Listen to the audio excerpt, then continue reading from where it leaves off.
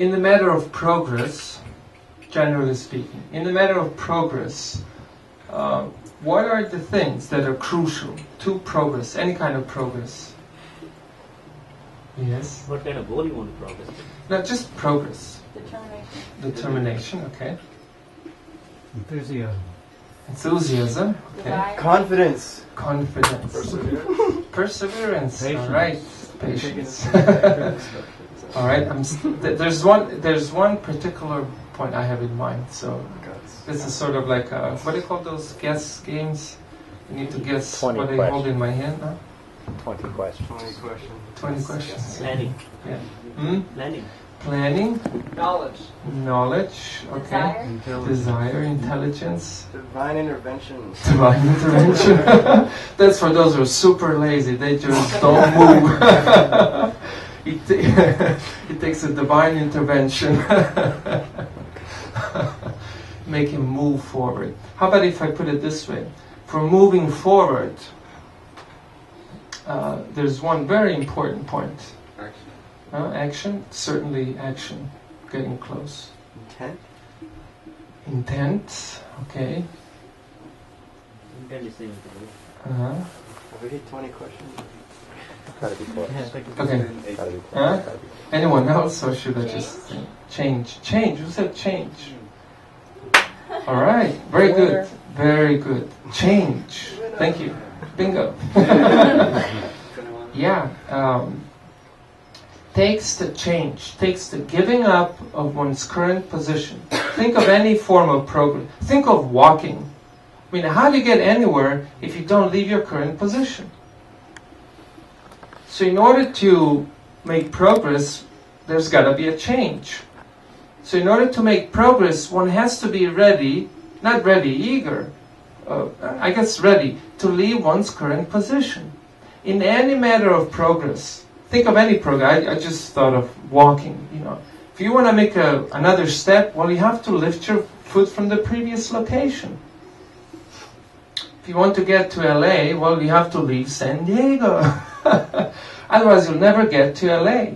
So this is very important. Number one, progress. Progress, so there's got to be renunciation of one's current position.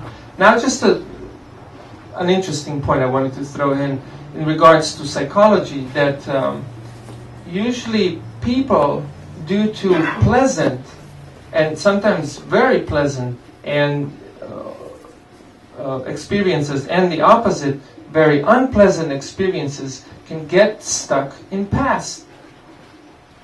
And such people often need professional help, and then they go to psychiatrists and then they try to unhook them from their past, so they can continue to live on, to make progress in life.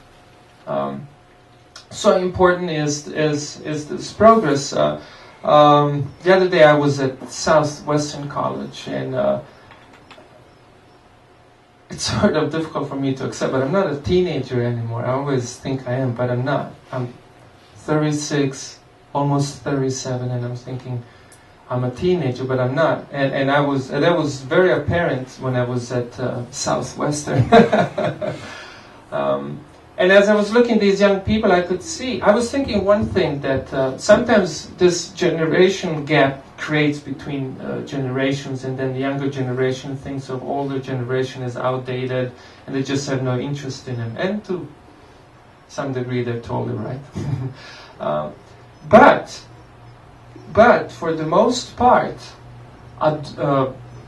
current youth is nothing but the future adults stuck in the past. For the most part, this is a definition of an emotionally immature person. Like, people just get stuck in the past, and often, when two folks meet from the same generation to talk about good old days, like very special days. And, there are special days things to remember from our past. But the tendency is to get stuck in the past. And therefore, the current youth is nothing but future adults stuck in the past. And they're going to become exactly what they despise at the moment. everything they hate in adults, they're going to become just that. If they don't learn this very important principle of progress, and that's renunciation of one's current position, change. Okay, so there you go, the last point, the renunciation. There cannot be progress unless there is renunciation. So also in matter of philosophical search or spiritual search, any kind of search, any kind of progress, unless we are ready to change our position as we discover new things about the world, then we will not make a serious seeker. This is very important. And I remember once when I was teenager, there was this professor who taught two subjects. He taught philosophy and he taught Hinduism. And he got so much into it that eventually he moved to India and became a Babaji. Now Babaji is some sort of a yogi. Like he just, and you know, this was back in the 80s, so it wasn't awfully too common to see a professor get so much into the subject that he was studied that he became a yogi living in a cave. Like he just left everything. Not saying that that's what it takes to become a true seeker, but the principle is important. If you don't want to become just another boring adult, even though you might be young at the moment and think yourself to be cool,